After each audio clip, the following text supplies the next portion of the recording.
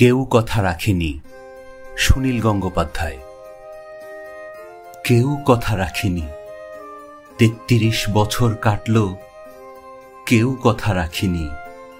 ছেলেবেলায় এক বষ্টমী তার আগমনী গান হঠাৎ থামিয়ে বলেছিল, শুক্লা দ্বাদশীর দিনে অন্তরাটুকু শুনিয়ে যাবে। তারপর কত চন্দ্রভূক অমাবস্যা চলে গেল, কিন্তু সেই বষ্টমী আর এলো না। ২৫ বছর প্রতীক্ষায় আছি। মামাবাড়ির মাঝি নাদের আলী বলেছিল, বড় হও দাদা ঠাকুর, তোমাকে আমি ৩ প্রহরের বিল দেখাতে নিয়ে যাব। সেখানে পদ্মফুলের মাথায় সাপ আর ভ্রমর খেলা করে। নাদের আলী, আমি আর কত বড় হব? আমার মাথায় ঘরের ছাদ ফুঁড়ে আকাশ স্পর্শ করলে তারপর তুমি আমায় ৩ প্রহরের বিল দেখাবে? একটাও রয়্যাল গুলি কিনতে পারিনি।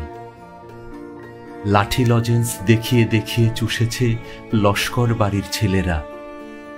ভিখারির মতন চৌধুরীদের গেটে দাঁড়িয়ে দেখেছি ভিতরে রাস উৎসব।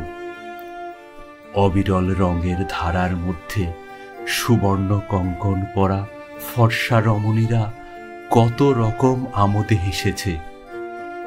আমার দিকে তারা ফিরেও চায়নি। বাবা আমার কাঁধ ছুঁয়ে বলেছিলেন, দেখিস একদিন একদিন আমরাও। বাবা এখন অন্ধ। আমাদের দেখা হয়নি কিছুই।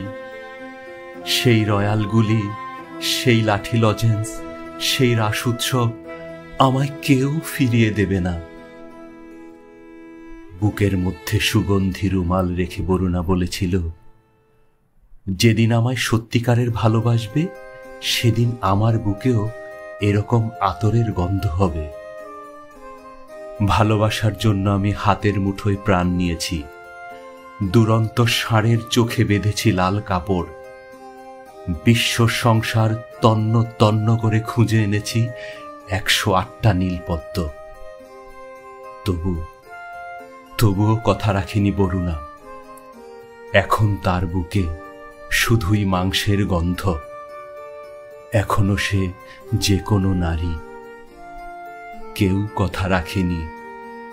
৩৩ বছর কাটল, কেউ কথা রাখে না। কেউ কথা রাখে না। কেউ না।